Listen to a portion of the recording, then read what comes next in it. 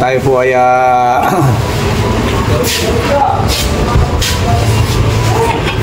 nananaso muna.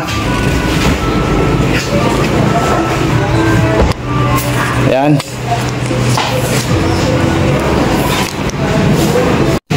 So ayan guys,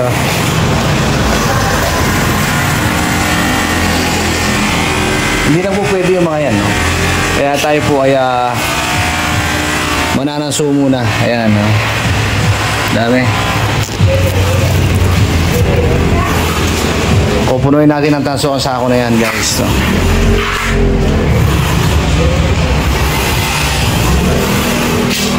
So ayan guys, copper tube, no? Okay.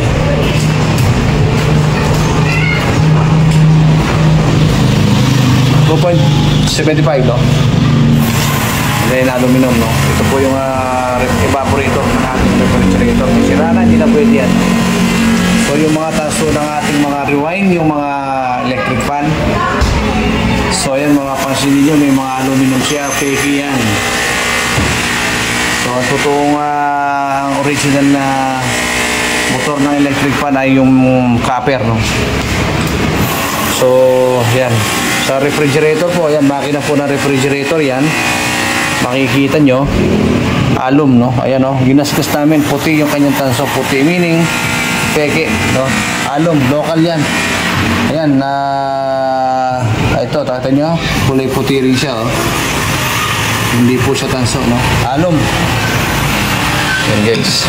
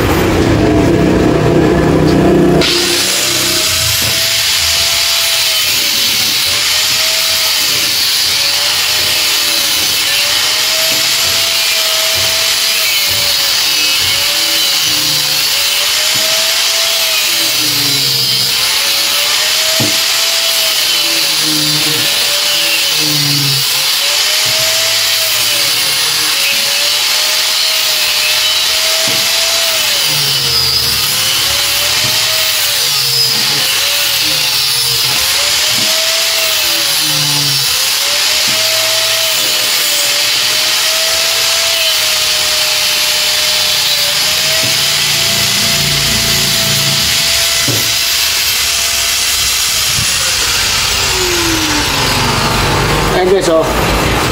Kung mapapansin niyo guys, yung kanyang copper, no? Kung titignan nyo siya, parang taso tunay, no? Pero kita nyo, oh. Ang galing ng China, no?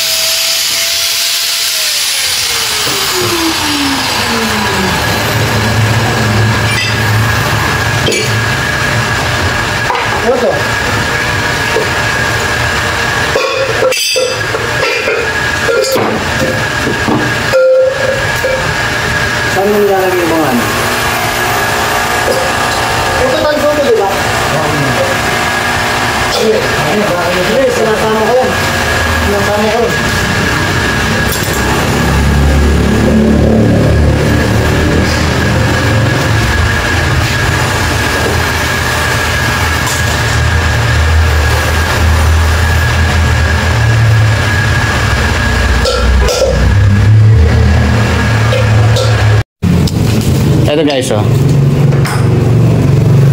Naka-tinor yung ating ano, tapos naka-tinor po yung ating aluminum, no? Ayan, alum din yan. So, ito guys, yung tanso nating nakuha ngayong araw na to, yan. Nakatimbang na po siya guys. 17 kilos, 0.64. Ayan, no? 17.64 kilos. 17.64 kilos, no? So, hindi pa po tayo nakaka 1/4 sa ating kakatayin, no? So, ayan, yung mga ref na nakikita nyo na yan, guys. I-scrapin natin yan, no? I-scrapin namin lahat, ipapnig siya. At meron pa tayo dito aircon. Ayan, guys, oh. Kakatayin na rin yan. Ayan, madaya pa. So, paabutin natin ng 50 kilos, no? Or less than 50 kilos, no?